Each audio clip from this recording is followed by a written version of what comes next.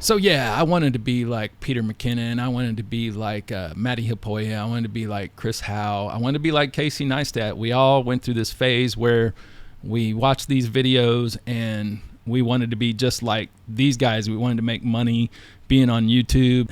They got in at a very good time. It was right after Casey Neistat did his things, and cameras hadn't made the jump to mirrorless, so they were much more difficult to learn and much more difficult to get wonderful photo and video because you really had to know what you're doing. But now we've reached a cycle where camera equipment and everything has gotten so good.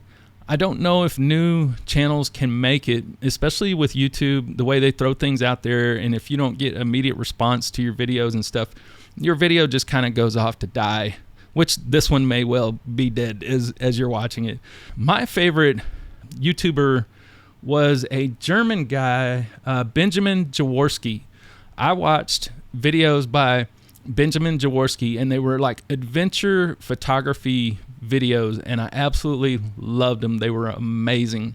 It was just an absolute incredible, I binge watched like every single video he did, and I wanted to be just like that. I didn't originally want to be like Peter McKinnon or Chris Howe or anything like that. I wanted to be like Benjamin Jaworskyj. I wanted to travel. I wanted to have fun. I didn't want to sell stuff. And of all the YouTubers now, I think Benjamin Jaworskyj does the less amount of sales. He has his own clothing line and stuff, but that's normal selling as from your success. But what I'm talking about is every advertisement, every big time YouTuber has an advertisement for this camera, this lens, story blocks, so on and so on. And the little things don't really bother me, the selling of story blocks and stuff like that. But what you're doing is you're watching them and you're saying, I need that to succeed. I need that to do better. I need that to succeed. And you're buying all this stuff, and the photography market has made a lot of money off of that. Lights, everything. Nobody used to buy that stuff back in the day. But with all this YouTube stuff, we've continued to buy. Like, I can be just like, Matti Haapoja if I buy this softbox, that softbox. I can be like Peter McKinnon if I buy this camera, that camera. If I buy Sony, I'll be doing better instead of using Canon. There's been all kinds of different sales techniques and stuff. And now the YouTubers are using cinema cameras. They're using cinema lenses. They have assistants. They don't do their own editing. Somebody else does the editing. They are a marketing brand. They are a commercial show. They are designed to sell the product, to sell the YouTuber, so on and so on. Would I do the same thing? Probably. I don't know. Money's a hard thing to resist. But what we got to address, though, is the people that can't afford to be buying all this stuff, that are thinking, one more camera and I'm going to be YouTube famous. One more light, I'm going to be YouTube famous. I got to get this, I'm going to get that, and I got to be YouTube famous. Don't buy into it. If you want to see something, go to those YouTubers and look at the cameras they were using when they first started. Look at the video quality when they first started. You'll look at it and you'll say, I'm already past that. The thing is, that market has saturated. The photo, YouTube thing, video, it's saturated. So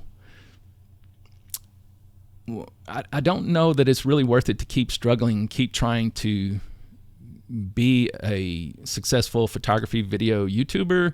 The best thing I can say is get on YouTube and do what you feel, talk about what you want, and because you're probably going to get heartbroken if you think that you're going to be that big or you're going to ever make it to that size. So my advice is get you a real good camera. You don't have to have a $4,000 or $5,000 camera. Get you some real good lenses. You don't have to have $10,000 worth of lenses.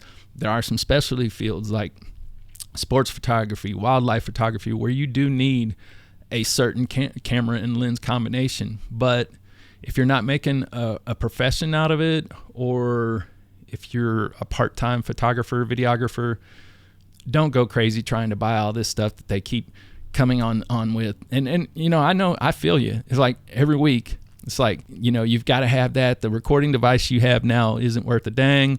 You know, you got to have the 32-bit float. So yeah, I go out and I buy the 32-bit float. And I'm like, wow, that sounds amazing. And even, you know, I bought this microphone, but I do love this microphone. I would do an ad for this microphone. And this microphone ain't breaking the bank. So be careful. Don't keep buying that stuff. Use what you got. If you make it, you're probably going to make it with the equipment you got. If not, there's just not that much we can do about it. There's people that have more money, more stuff to work with, more people to work with.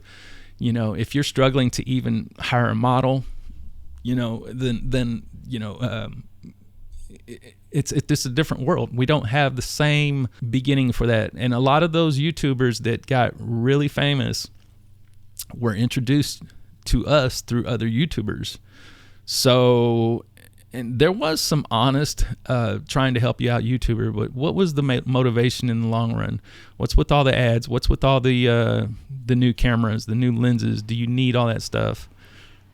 I don't know. Something to think about. Anyway, don't forget to like and subscribe, and we'll talk to you later.